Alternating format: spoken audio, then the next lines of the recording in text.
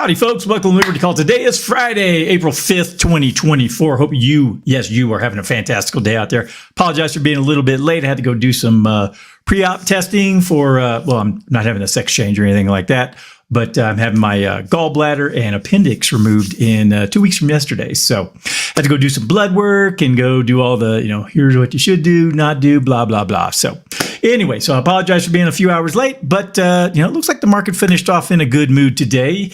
Not that that really makes a big difference in the grand scheme of things, but anyways, all right. Well, if it is your first time watching Liberty Call, if you could do me a favor, if you could give me some thumbs up, a like, a share, subscribe, a follow, press the notification bell. Let's go ahead and get into today's numbers and see how they turned out. Dow Jones was up 0.8%, 307 points, closed at 38,904. The S&P 500 was up 1.11%, closed at 5204. NASDAQ up 1.24%, closed at 16,248. The VIX was flat today. It's at 1603. Canada up 0.96%, Brazil down 0.5%, and Mexico up 0.36%. In Europe, Germany was down 1.3%, the UK down 0.81%, France down 1.11%, the Netherlands down 0.4%, Spain down 1.58%, Italy down 1.29%, Switzerland down 1.67%, and Portugal down 1.44%. Russian exchanges both red, the MOEX down 0.25%, the RTSI down 0.59%.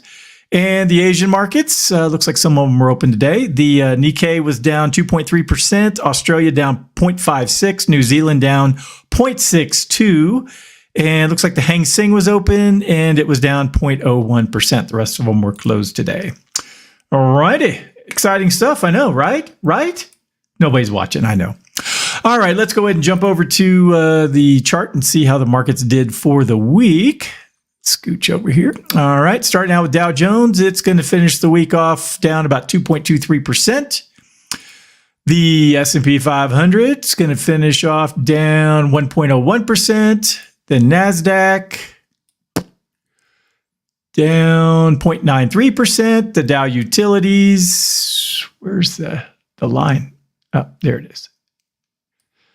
Down 1.48%, and the Dow Transports down 1.96%. So for the week, it looks like most of the major indexes were in the red. So not surprising with, the Fed's not going to lower rates anytime soon. And I think that the folks in, Wall Street are starting to get a glimpse that that is actually the case, that their friends at the Fed are not going to help them out with easy credit and free money. So guess we're going to have to wait for something bad to happen in the economy for them to actually jump in and help out.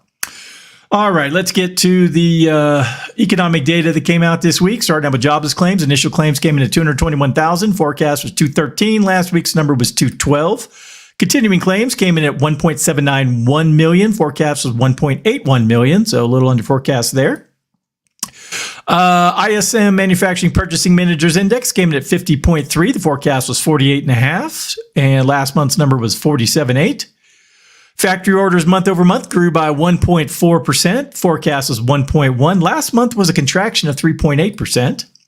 The job openings and labor turnover survey, the JOLTs report, came in at 8.756 million jobs available. Forecast was 8.76, so just a hair under the forecast.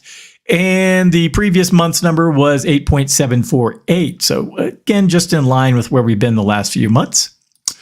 The ADP non-farm employment change report came in at 184,000. Forecast was 148. Last month's number was 155. And the ISM non-manufacturing purchasing managers did we already do that one? ISM purchasing. Yeah, we already did that. I don't know how I got two of them out there. So take that off. Up next is the U.S. trade balance. We are running a deficit of $68.9 billion. Forecast was 66.9. Last month's number was 67.6. So we did grow a little bit. The U.S. federal balance sheet, or Federal Reserve balance sheet, is $7.44 billion. Came in down from last month's number of $7.485 billion. Non-farm payrolls came in at 303,000. Forecast was 212. Previous month's number was 270. And the unemployment rate came in at 3.8%, actually ticked down. Most people were expecting it to stay at 3.9, which was the forecast and last month's number. And the labor participation rate came in at 62.7%. Forecast was 62.6, so just a smidge better. Last month's number was 62.5. All right, and that is all the economic data that we could stomach for the week, right, folks? Right? All righty, let's get to the market recap for today. S&P 500 jumps, but ends the week in the red as June Fed rate cuts fade. Despite a strong rally on Friday, the S&P 500 ended its two-week winning streak, reflecting investor sentiment influenced by a stronger-than-expected jobs report and its implications for the economy. In March, non-farm payrolls surged by 303,000 jobs, surpassing the anticipated gain of 212, while the unemployment rate decreased to 3.8% from the previous month's 3.9. However, average earnings only rose by 0.3% on a monthly basis, aligning with expectations. The notable increase in job creation didn't trigger a significant rise in wages, alleviating concerns about accelerated inflation as more individuals entered the labor market, reflected in the increased participation rate. While the likelihood of a June Federal Reserve rate cut decreased slightly, with Morgan Stanley maintaining its forecast for such a cut, Treasury yields rose in response to the job market data. Analysts at Morgan Stanley interpreted the report as indicative of non-inflationary expansion, affirming the Fed trajectory towards a potential rate cut in June. Attention now turns to upcoming inflation data for March, expected to offer further insights into future interest rate decisions. In corporate news, Apple announced layoffs affecting more than 600 employees in California, marking its first major job cut since the pandemic began. 600, really? That's major? Meanwhile, Tesla reduced the price of certain Model Y SUVs, causing its stock to decline. Johnson & Johnson revealed plans to acquire medical device maker Shockwave Medical in a $13.1 billion deal, while HubSpot saw its stock rise following reports of potential acquisition interest from Google owner Alphabet. Energy stocks experienced gains, while companies like Valero, Occidental Petroleum, and Baker Hughes benefited from rising oil prices, driven by geopolitical tensions in the Middle East. Iran's threat of retaliation against Israel following an attack on its embassy in Syria heightened concerns over oil supply disruptions. Yeah, because the Israelis can't spend a minute without causing trouble in the Middle East and pissing off everybody. So if they get vaporized, I'm really not going to shed any tears because they're really just a bunch of jerks. All right, last up, got an article here from Zero Hedge. This article is titled "Credit Card Debt Surges to a New All-Time High Just as Credit Card APR Rates Hit a Fresh Record."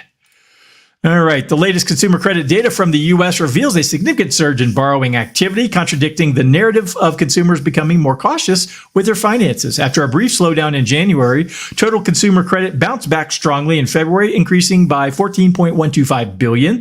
The surge was primarily driven by a notable rise in revolving credit, such as credit card debt, which saw an increase of $11.3 billion. Non-revolving credit, which includes autos and student loans, also contributed to the overall rise, albeit to a lesser extent, climbing by $2.8 billion.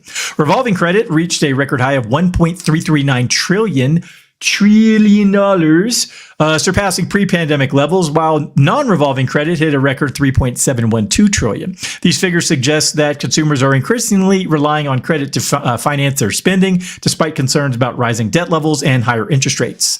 Notably, the average rate across all commercial banks on credit card credit card amounts has just reached a new record high of 21.59%, indicating that banks are becoming more aggressive in their lending practices. The unexpected acceleration in credit card debt raises concerns about the financial stability, especially as delinquency and charge-off rates are on the rise. However, with an election approaching, there may be potential pressure to encourage spending, potentially leading banks to overlook warning signs of financial distress. Because, yes, overlooking warning signs of financial distress is a genius idea, because the housing crisis was not a lesson to be learned from. Nah. Just give credit to anybody. Here, take it, spend it.